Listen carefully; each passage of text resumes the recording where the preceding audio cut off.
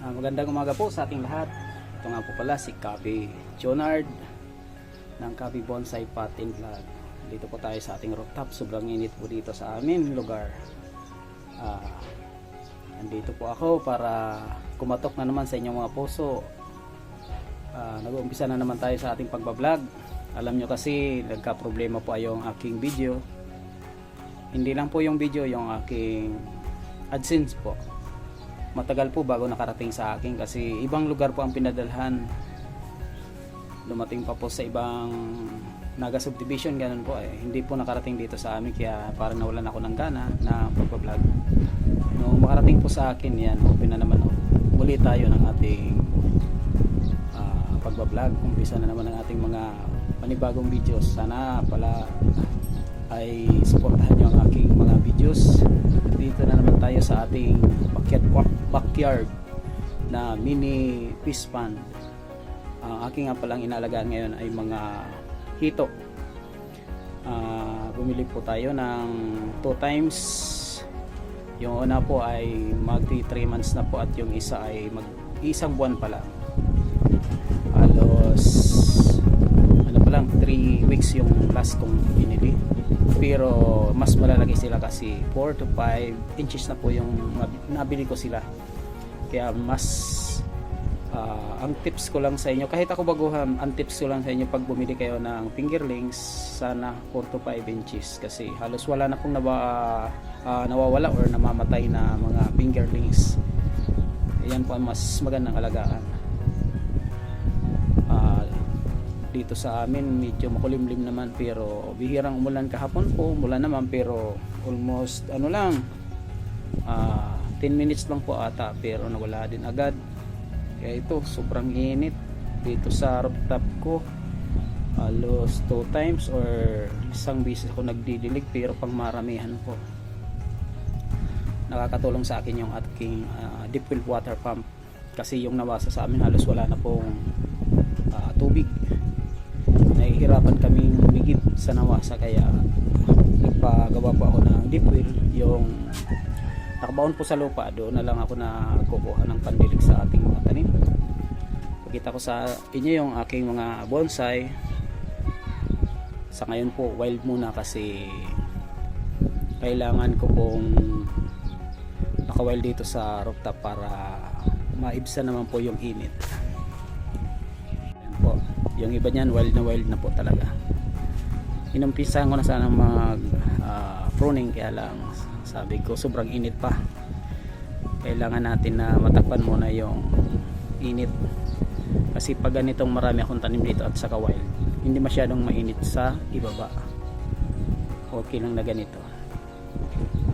Ayan po. Yung aking sampalok, wild po yan kasi namumulaklak. Hinahayaan ko lang na mag-wild. Grabe, sobra ng tingnan mo yung bulaklak niya, dami. Pero walang nabubuo, bakit kaya? Dahil siguro sa bonsai. Alam ko pag bonsai, may nabubuong bunga eh.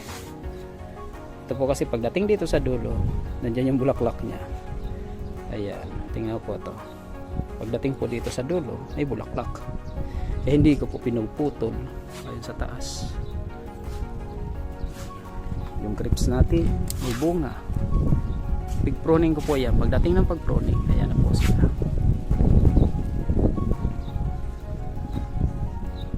Ito po yata yung galing sa DE, Department of Agriculture. Kaya lang hindi maganda po masyado yung parang hindi po siya yung kinakain na bunga. Siguro ito yung ginagawang alak kasi maasim-asim po siya. Yan yung mga bunga po siya.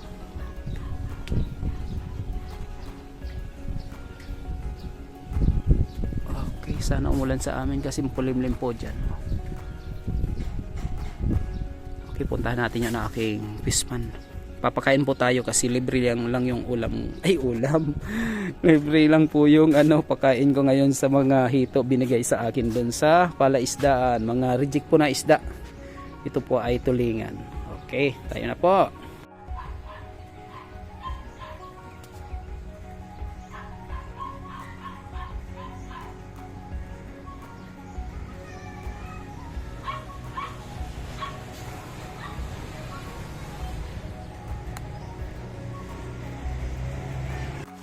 Ayan po, nandito na po tayo sa ibaba ng aking mini fish pond po. Ayun, ang lakas ng tubig ko kaya sobrang linaw po ng tubig. Ayan po yung aking mga hito. Ito po ay magti 3 months pa lang. Magti 3 months po to ngayong 24. Ayan, malalaki na po sila. Magpapakain tayo. Lakas po ng aking water pump na yan. Yan, dito naman tayo sa kabila. Mas marami po dito yung ano ko. Hito.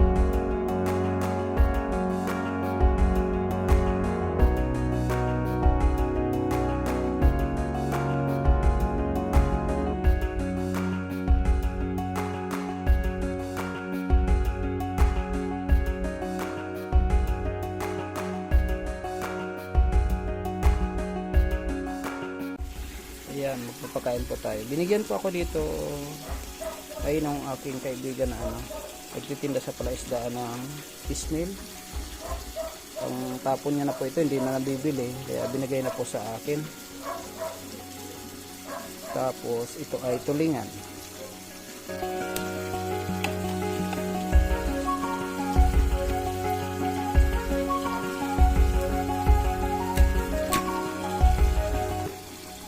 Ganyan po ang itsura niya. Ito po ay libre na. Walang puhunan. Ito ay mahigit 5 kilo or 7 kilos. Kalahating balde po. Hahatiin ko lang ito tapos bibigay ko na kasi malambot lang naman balat nito. Pag-aagawan ko ng mga isda. Naka-frozen po ito kasi hindi ito basta-basta maubos agad. Kaya linagay ko sa freezer. Kapag mga libre, affordable natin yan. Hinihingi na po natin yan. Ayun. Libreng pagkain. Busog na naman aking mga hito. Kaya ako, pinakain nila yung kamay ko. Tingnan mo. Gutom na sila. Pinakain nila yung kamay ko.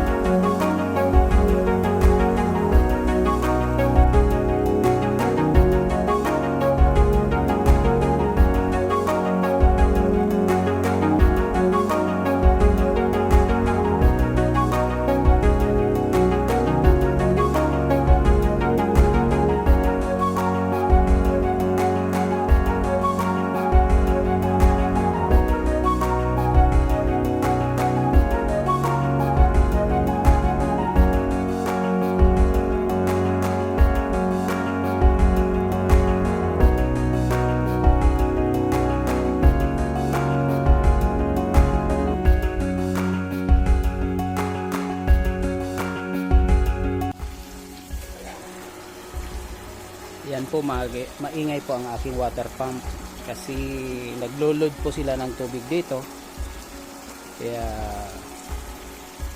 hindi po marumi yung ating tubig, laging malinaw, kaya kasi nagre-refill po siya. Mayat maya po ay umaandar. Dito sa likod ko ay umuulan ng konti, sana lumakas na.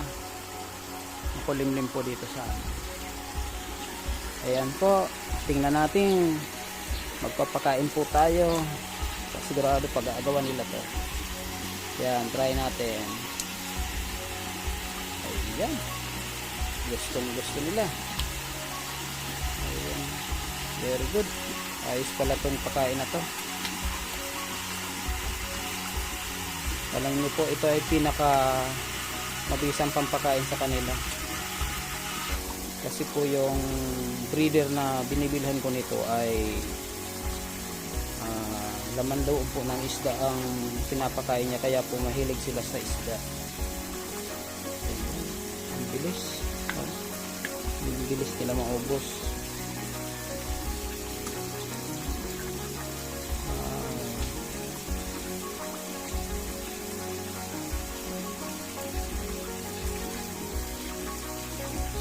Sana lagi tayo makakuha ng ganitong libre para wala tayong babayaran.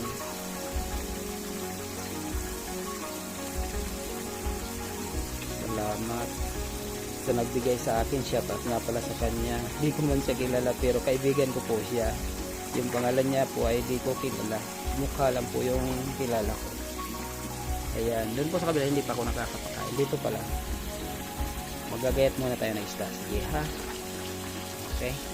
Maya naman. Kahit naghuhugas lang ko ng kamay, nandyan sila. Oh, laki. Malalaki na.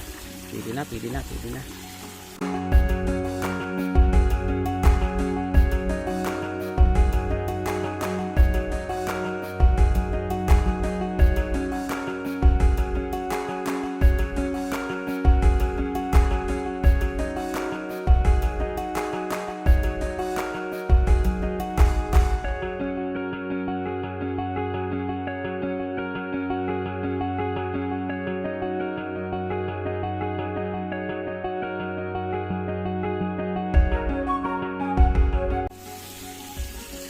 Ayan, pupunta naman tayo dito sa mga maliliit.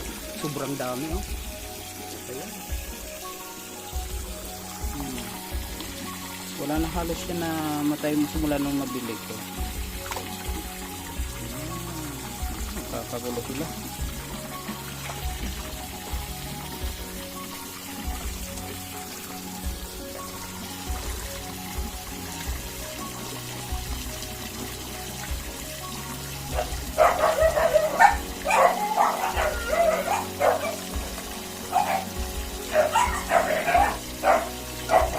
Pinuputakti nila yung ano, oh, bawat lagay natin. Wow.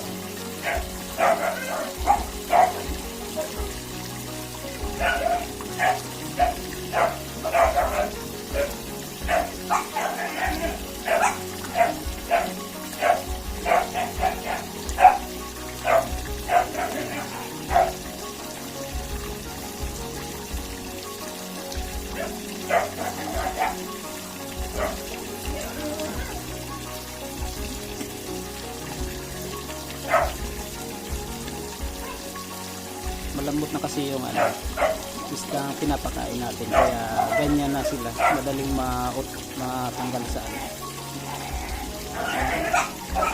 Malambot na po ito yung tulingan.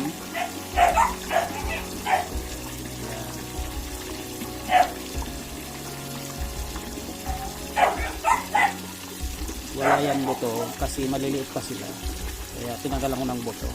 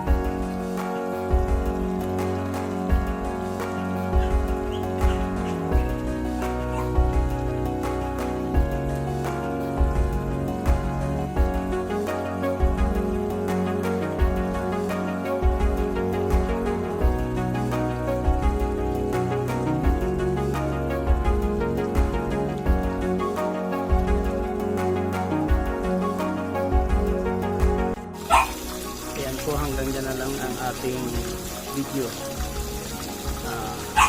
Nakatipid tayo ngayon. Siguro mga ilang araw ko itong ipapakain. Mga 3 araw siguro kasi mga 7 kilos ang ating nakuha. Libre lang po ito, binabigyan lang sa atin ng ating kaibigan. Kaya mas maganda na po yung pupunta kayo sa palengke para makahingi ng mga itatapon na nila na isda. Yung mga hindi na po nabibili, yan, pili na yung ipakain sa kita niya. Kaya libre tayo ngayon. Walang gastos. Hindi ko naman sinasabing lagi tayong hingi. Depende naman kung gusto nyo mamigay kahit konti, bigyan nyo. Ganyan po tayo. Kasi alam mo naman, hindi lahat ng may tindahan ay libre ang isda. Kaya hahanap ka rin ng customer na pwede nyo hingian ng ganito. Yan po ang tips ko sa inyo. Maraming salamat po. God bless ko sa ating lahat. At natin pala ang Happy Bonsai Pot. Pakisupport ng aking maliit na channel. Thank you.